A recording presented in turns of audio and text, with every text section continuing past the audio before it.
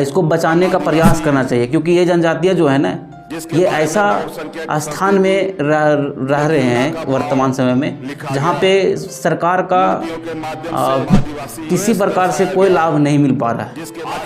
और यहाँ तक है जो झारखंड सरकार है, वो सरकार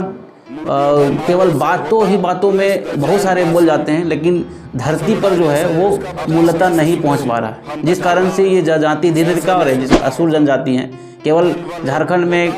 रांची से करीब कुछ किलोमीटर दूरी पर गुमला जिला के आसपास के इलाका पड़ता है, जहाँ पे ये असुर जनजाति के लोग रहते हैं। और वहाँ पे इतना ज़्यादा समस्या है, वहाँ पे जो जीवन जीने की यापन करने के लिए जो साधन होना चाहिए वो नहीं है। वो पहले परंपरा जो पहले से जो जीवन यापन कर रहे थे उसी तरह से आज भी रूढ़िवादी जैसा जो पहले चल रहा था उसी से चल रहा है। पानी पीना है तो आपको जाना पड़ेगा, आपको नदी के झरना के करीब जाना पड़ेगा, वहाँ से 2 से 3 किलोमीटर पानी मतलब लेके आना है, तब घर में उपयोग होगा पानी का। यानी कि स्थिति बहुत ख़राब है। उन लोगों की जो जनसंख्या लगता है, इस हिसाब से अगर हम नहीं बताते हैं तो प्राचीन असुर जनजाति को हम लोग खो जाएंगे और ये केवल इतिहास के पन्ना में रह जाएगा, ना हम उनको देख पाएंगे ना समझ पाएंगे। इसलिए हम सरकार से, भारत सरकार या झारखंड सरकार से भी विनम्रपूर्वक निवेदन करते हैं कि इस जनजाति को बचाया जाए और इनको जो सरकारी लाभ है कम से कम उतना वहाँ तक पहुँचा दिया जाए। ठीक है, तो इस जनजाति के लोग मतलब बहुत ही धीरे धीरे संख्या में कम होते जा रहे हैं ना। इन लोग का शिक्षा भी स्तर भी बहुत ही मतलब कम हो रहा है, जिस कारण से और मतलब ये लोग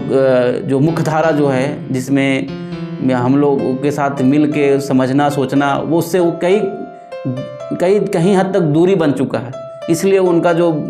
वर्तमान समय में अंधाधुंध जब वनों की कटाई या फिर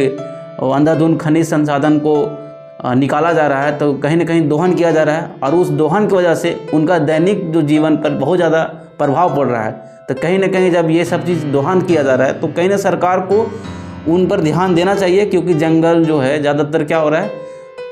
जंगल ख़त्म हो जा रहा है क्योंकि खनिज संसाधन की वजह से।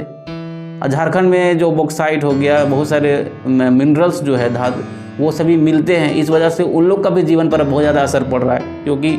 इस तरह से जो जंगल ख़त्म हो रहा है तो उन लोग का दैनिक जीवन जंगल ही पर था। तो आप अगर यहाँ तक आपको समझ में आ रहा है मेरे बातें, तो कम से कम ये असुर जनजाति के बारे में अन्य लोगों को भी बेहतर समझ में आए। एक जो